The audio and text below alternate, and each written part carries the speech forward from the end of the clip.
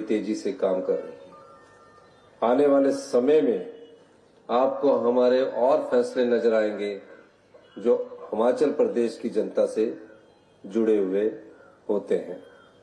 मैं ये बात इसलिए कहना चाहता हूं, जब मैं मुख्यमंत्री बना तो मैंने कभी परिकल्पना भी नहीं की थी कि इस प्रदेश की संपदा को, जो जनता का पैसा है, जो आपका पैसा है, पिछली भारतीय जनता पार्टी की सरकार अपने राजनीतिक लाभ के लिए लुटा देगी। आम जनता का पैसा होता है और कोई भी सरकार आपके द्वारा चुनकर 5 साल के लिए सत्ता में आती है। जिसको आप सत्ता में चुनकर भेजते हैं उस पर आप विश्वास करते हैं कि वो जनता की समस्याओं का निदान करेगा और समाज के सभी वर्गों को उसका लाभ पहुंचे। लेकिन पिछली भारतीय जनता पार्टी की सरकार ने इस प्रदेश की अर्थव्यवस्था को, इस प्रदेश के खजाने को राजनीतिक लाभ के लिए लुटा दिया।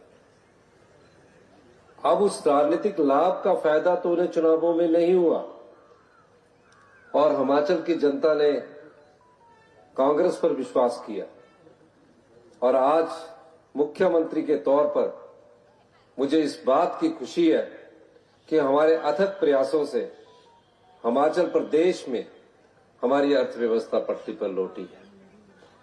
पहली बार ग्रामीण अर्थव्यवस्था की ओर सोचा गया।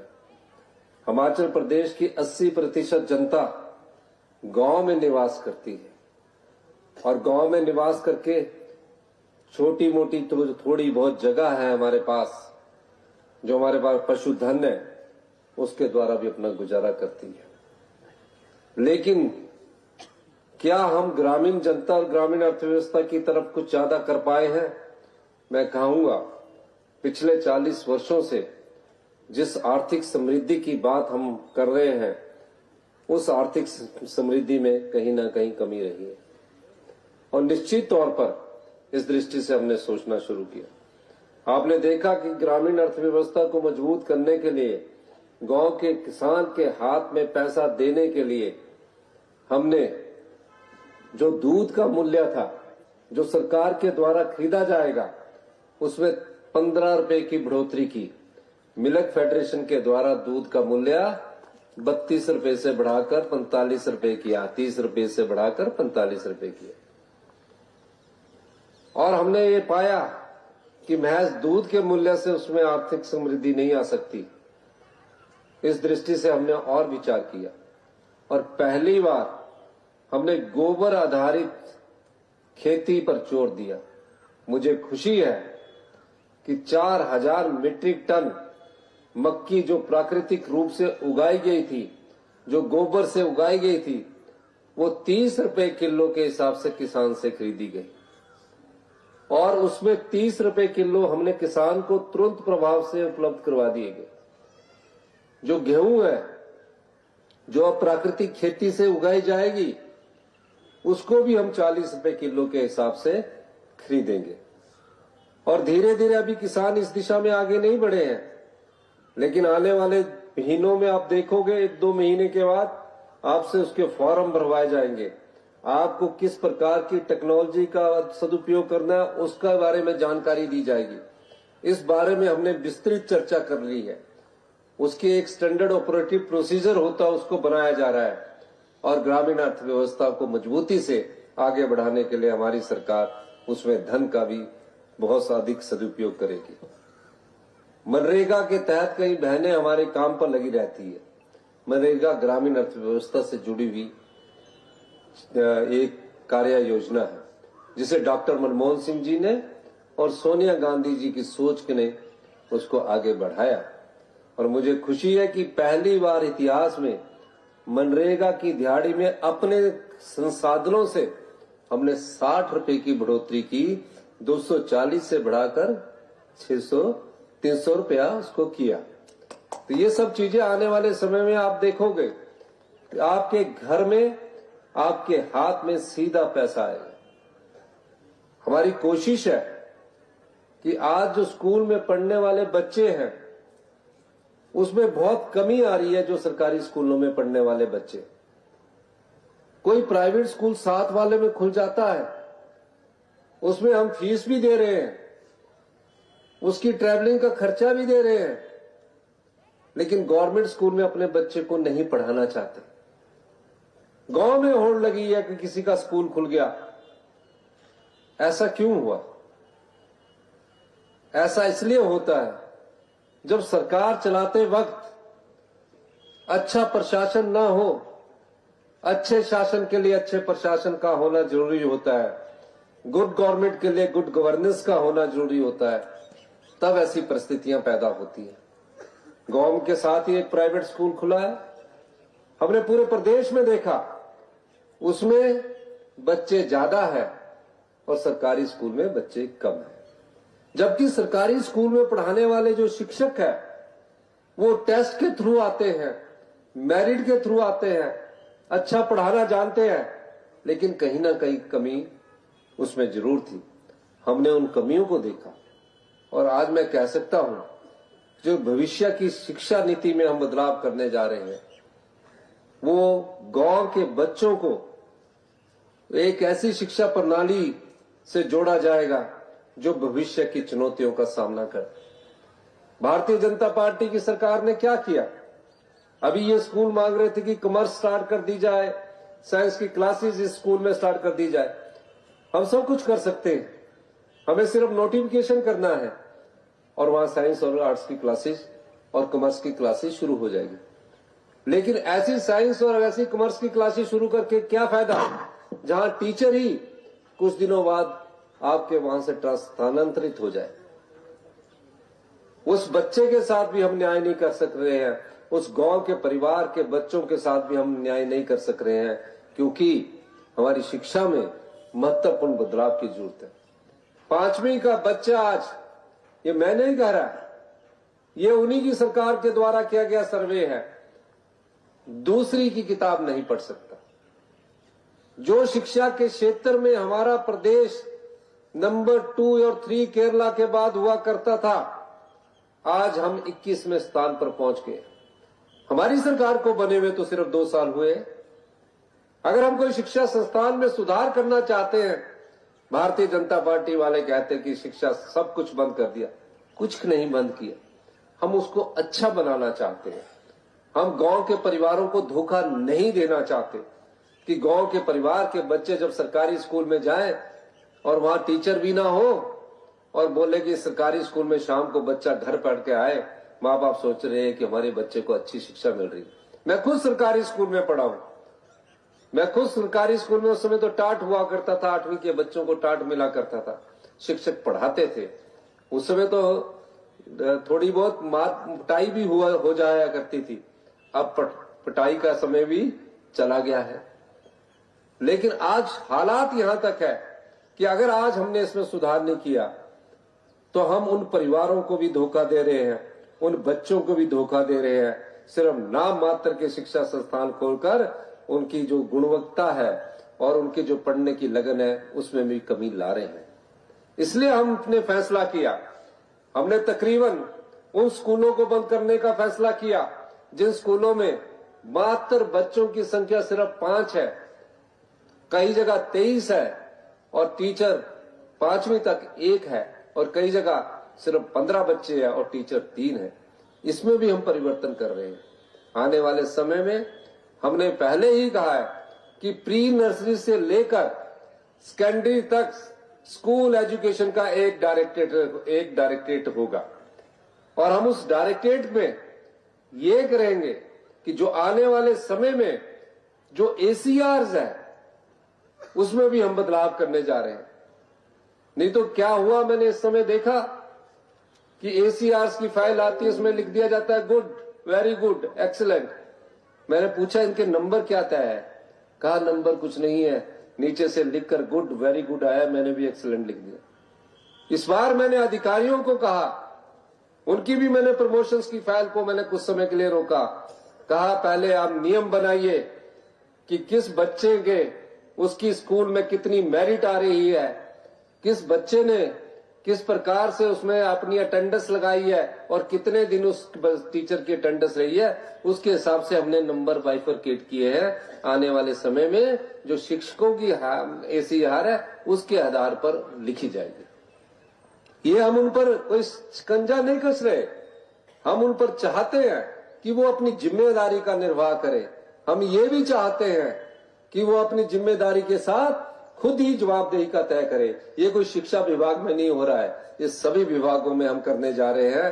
थोड़ा सा कड़वे होंगे, लेकिन ये भविष्य में हिमाचल प्रदेश को समृद्धशाली बनाने के लिए बहुत जरूरी है। हमारा प्रयास है कि हेल्थ सेक्टर जो आज निचले स्तर का हो गया है, टांडा से रेफर हो जाता है, PGI पहुंच जाता है, सारी जगह रेफरल हॉस्पिटल बन गए हैं। गरीब की जेब से पैसा निकलता है। जब गरीब की जेब से पैसा निकलता है तो वो सोचता है कि किसी तरह मेरी जान बच जाए, मेरी जमीन बिक जाए, पर मेरी जान बच जाए। ऐसा क्यों हो रहा है? ऐसा इसलिए हो रहा है कि आपके पास आज वो मेडिकल टेक्नोलॉजी नहीं है जो दिल्ली में आपको उपलब्ध होती है। आज आपके जो मेडिकल कॉलेज है वह 20 साल पुरानी CT स्कैन की मशीनें हैं। आज कोई CT स्कैन के लिए जाता तो 3 महीने उसको लाइन पर खड़े होकर लगना पड़ता है, 3 महीने बाद नंबर आता है। अब जब 3 महीने बाद नंबर आएगा तो सोचिए वो बीमारी आपकी कितनी तेजी से बढ़ेगी। हमने इस दृष्टि से सोचना शुरू किया और मैंने इस बार बजट में और जगह कट करके कहा कि हर जगह हाई एंड मेडिकल टेक्नोलॉजी होगी। जो दिल्ली के एम्स में मिल रही है वो हिमाचल प्रदेश की जनता को भी मिलनी चाहिए।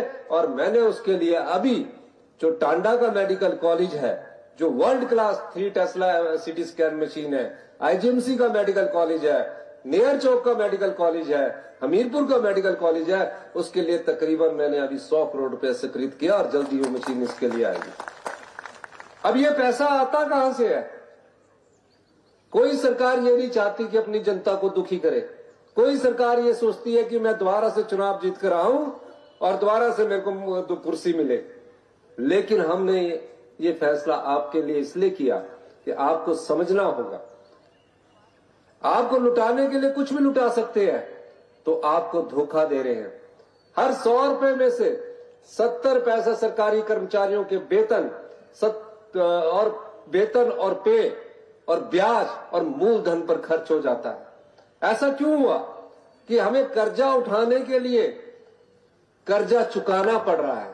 ऐसा इसलिए हुआ कि हम अपनी अर्थव्यवस्था को लुटाते गए, जनता की संपदा को लुटाते रहे, गरीब गरीब होता गया और धनवान बहुत बड़ी अधिक पैसे वाला हो गया।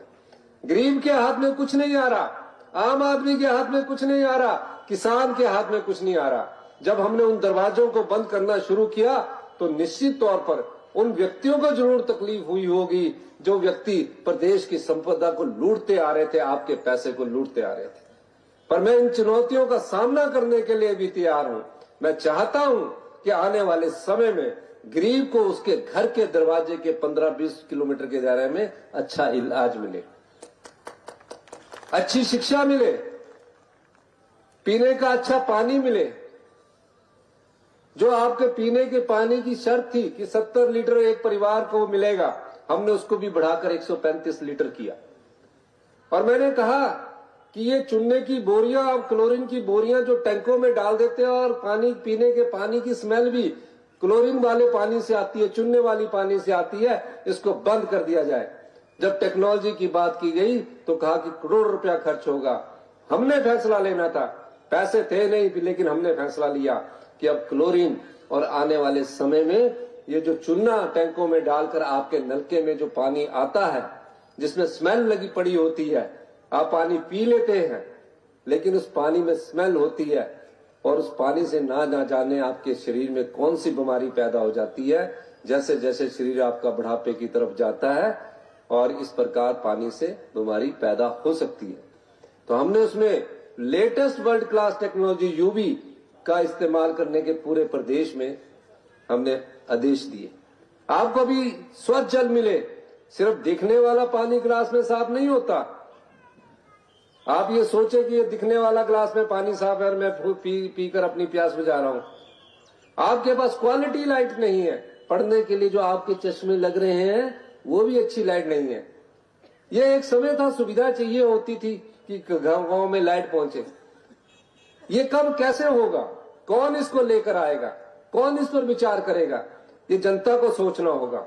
जनता में सरकारें चुनने का अधिकार लोकतंत्र में आपको दिया है, आप सरकार चुनते हैं। सरकार का दायित्व है कि आपको इन सब चीजों से अवगत करवाए और ये सोचे कि हमें आने वाले समय में हमें अच्छा पीने का जल मिले, अच्छी शिक्षा नीति मिले, अच्छे हेल्थ सेक्टर में मिले, अच्छी रोशनी मिले और बच्चे पढ़ लिख कर हौसले से कहे कि मैं किसी भी नौकरी के लिए तैयार हूं। आज जो भी नौकरी निकलती है वो सरकारी नौकरी की तरफ हम दौड़ते हैं। क्यों नहीं हम ऐसी नौकरियों के हम और रास्ते पैदा करते हैं? वो इसलिए नहीं कर पाते क्योंकि बच्चों में कहीं ना कहीं आत्मविश्वास की कमी हम छोड़कर चले गए।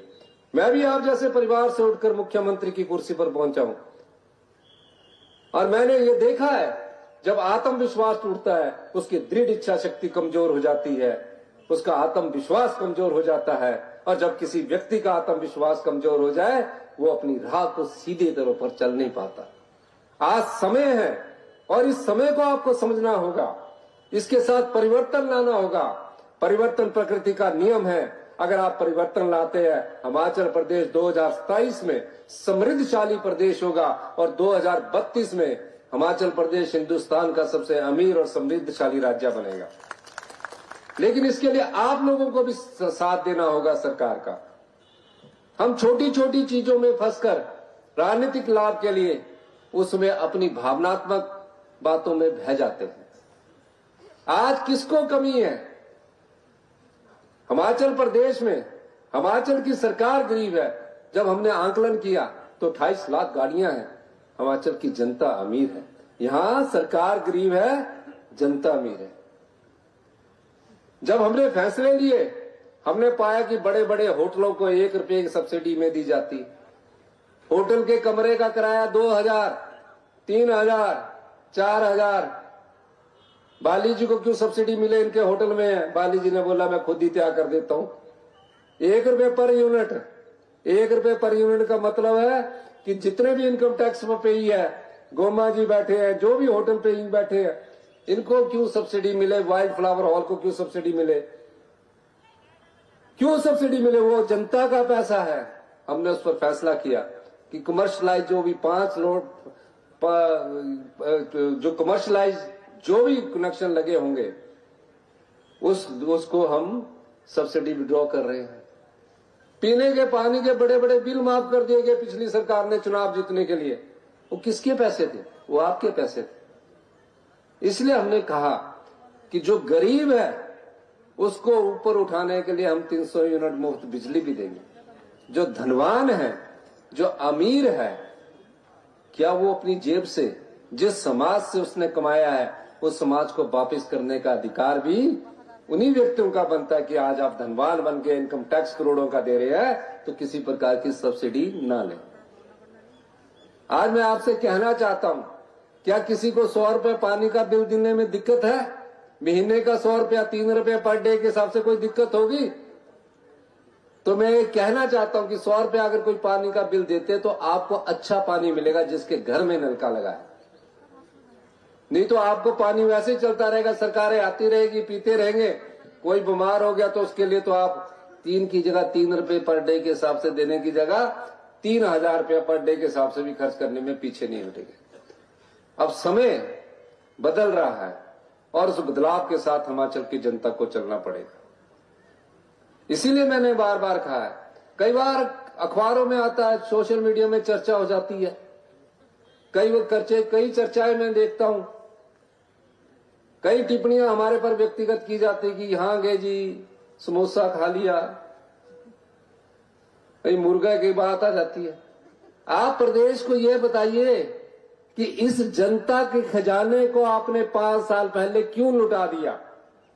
आप प्रदेश को यह बताइए, पिछली भारतीय जनता पार्टी की सरकार, कि आपने राजनीतिक लाभ के लिए डबल इंजन की सरकार होकर भी प्रदेश की जनता को कंगाली के दरवाजे पर पहुंचाने का अगर कार्य किसी सरकार ने किया है, गरीब को कंगाली के दरवाजे में पहुंचाने का काम किया तो वो भारतीय जनता पार्टी है। धनवान धनवान होता गया, गरीब और गरीब होता गया। इसीलिए हमने कई फैसले किए हैं 100 के करीब नियम बदले हैं ताकि एक अर्थव्यवस्था में तेजी लाई जाए। आपदा प्रदेश में आई, भयंकर आपदा आई 2023 में, केंद्र की सरकार से कोई पैसा नहीं मिला। 23,000 घर पूर्णतया या आंशिक रूप से टूट गए। प्रधानमंत्री आवास योजना के तहत सिर्फ 1.5 लाख रुपया मिलता था। मैं जानता हूं कि प्रदेश की जनता में एक पक्का घर बनाने के लिए दिन रात की और कई सालों की कमाई लग जाती है। अब जिसका पक्का घर बह जाए, पीने के पानी का गिलास तक ना बचा हो, उन परिवारों को तो बसाने का दायित्व राज्य सरकार का है।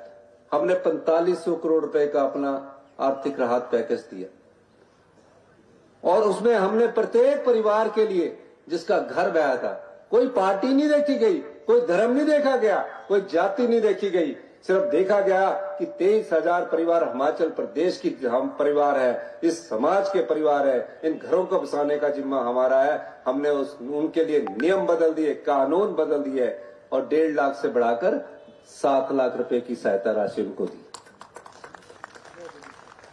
आप इंतकाल करवाने जाते थे, पटवारी आपको काफी दिनों बाद डेट देता था। इंतकाल के लिए पटवारी साहब नहीं आते थे, कानगो साहब नहीं है, पटवारी साहब नहीं है। तकरीबन 2 लाख इंतकाल हमने 2 साल में किए, जो पिछले 4-4, 5-5 साल से नहीं होते थे। उन्हें फैसला सुनाया गया कि अगर आप सारे इंतकाल, पार्टीशन और डिवीजन को सही समय पर नहीं करेंगे तो आपकी एसीआर में एंट्री होगी और उसमें तेजी से काम किया जा रहा है।